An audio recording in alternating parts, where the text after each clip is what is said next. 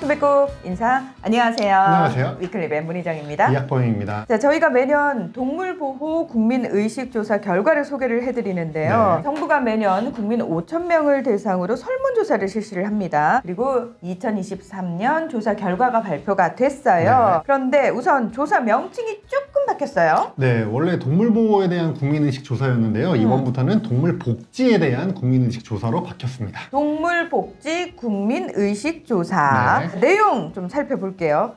나 이거 제일 궁금했는데 네. 반려동물 양육가구 비율이요. 근데 이거 비공개됐어요. 네. 근데 사실 이거 매년 공개되던 거 아닌가요? 네, 원래 매년 공개했던 데이터인데요. 2020년에 통계청에서 인구주택 총조사를 할 때 반려동물 양육가구 비율을 조사를 했었잖아요. 그렇죠. 근데 그게 기존의 이런 동물보호 국민의식 조사 결과가 많이 달라서 반토막이 났다 이러면서 저희도 사실 좀 지적도 한 적이 있어요. 그러다 보니까 이제 비공개를 결정한 것 같습니다. 사실 2021년 조사 때도 처음에 비공개했다가 뒤늦게 공개한 적이 있거든요. 다만 5,000명의 시민들 중에 반려동물을 키운다고 응답한 국민이 1,410명으로 28.2%였습니다. 이번 조사 결과 맞습니다. 네. 전년도 조사였던 2022년에는 1,272명으로 25.44%였거든요. 그러니까 조금 늘어난 것을 확인할 수는 있습니다. 네. 어쨌든 뭐 개 몇 마리, 고양이 몇 마리 뭐 이런 구체적인 정보는 비공개했지만 네. 그래도 전년보다는 양육 인구 자체는 조금 늘었다. 요걸 알 수가 있는데 맞습니다. 그렇다면 월 평균 양육 이용도 좀 늘지 않았을까 저는 막연히 생각을 했는데 오히려 전년보다 감소했네요. 네, 감사했습니다. 반려동물 한 마리당 월 평균 양육 비용이 12.66만 원으로 조사가 됐는데요. 근데 그 중에서 동물병원비를 4.38만 원 쓰는 걸로 나타났습니다. 반려견의 경우에는 월 평균 양육비가 16.61만 원, 그리고 그 중에 병원비가 6.02만 원이었고요. 반려묘는 월 평균 11.28만 원의 양육비를 사용했는데 그 중에 병원비가 3.38만 원이었습니다. 이 양육비, 병원비 모두 전년보다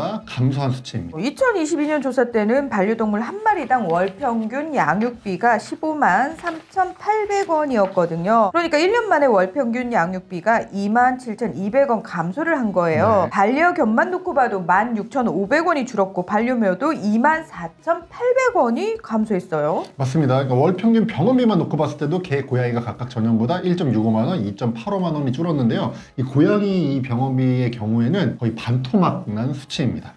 이유도 좀 궁금한데 어쨌든 저희가 요거는 알 수가 없어서 자 그리고 요 부분도 굉장히 좀 저는 궁금한 부분인데 네. 반려동물 양육 경로인데 네. 일단 역시 지인을 통해서 무료 입양했다 요 응답이 가장 높았어요. 맞아요. 친척이나 또는 지인이 키우던 개가 새끼를 낳아서 한 마리 얻었다 요런 거거나 또는 지인이 키우다가 키울 여력이 안 돼서 내가 대신 키워주게 됐다 뭐 요런 거잖아요. 맞습니다. 근데 조사할 때마다 항상 이렇게 지인을 통한 무료 입양이 가장 많은 것 같아요. 네, 항상 많았고요. 어떤 조사에서도 이번에도 똑같은 결과가 나왔습니다. 지인에게 무료로 받았다는 응답이 41.8%로 1위, 펫숍에서 분양받았다는 응답이 24.0%로 2위를 차지했습니다. 그리고 동물보호시설에서 입양했다는 응답이 8.9%, 지인에게 돈을 주고 유료로 받았다는 응답이 8.7%였습니다. 근데 이 지인에게 무료로 받았다는 응답 비율이 2020년에는 57.0%였거든요. 그때보다는 15.2%포인트 줄었지만 전년 2022년보다는 조금 늘었고요. 유기동물 입양 비율은 2020년에 12.1%였거든요. 그러니까 네. 오히려 3.2%포인트 감소했고요. 전년보다도 오히려 줄었습니다. 근데 사실 이게 5,000명을 대상으로 하는 설문조사인데 표본이 매년 달라지잖아요. 네. 그래서 조금씩 차이가 있을 수밖에 없을 것 맞아요. 같다. 요런 부분 저희가 좀 감안을 하더라도 조금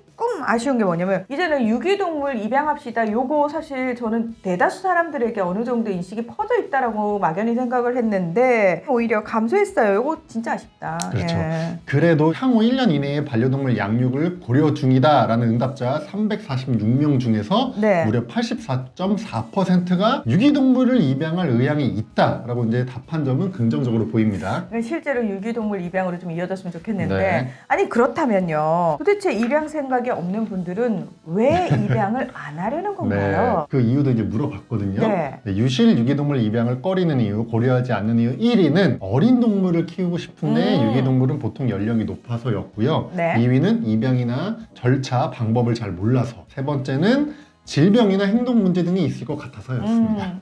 이게 바로 전형적인 선입견이고 편견이라는 거거든요. 저도 사실 위클리벳을 진행하기 전까지는 막연히 그럴 거라고 생각을 했는데 저희가 위클리벳에서 여러 번 말씀드린 적이 있어요. 네. 실제로요. 유기 유실동물 대부분이 어린 아이들이에요. 맞아. 그리고 건강 상태도 나빠져서 버려지는 게 아니라는 맞습니다. 것도 저희가 확인을 했고요. 맞아요. 요즘에는 또 지자체에서 워낙 유기 유시동물 관리 엄청 잘해주잖아요. 맞습니다. 예방접종, 중성화 수술, 구충 이런 것도 잘 받는 경우가 많기 때문에 요 편견을 어떻게 해야 좀 깰 수 있을까? 저는 요게 또 고민이 되고요. 그리고 내년에는 진짜 저희가 획기적으로 유기동물 입양 많이 했어요. 유기동물과 관련된 편견 거의 없어졌더라고요. 뭐 이런 소식들 전해드릴 수 있으면 참 좋겠다라는 생각이 드는데 네. 위클리벳이 유명해져야 돼. 결론은.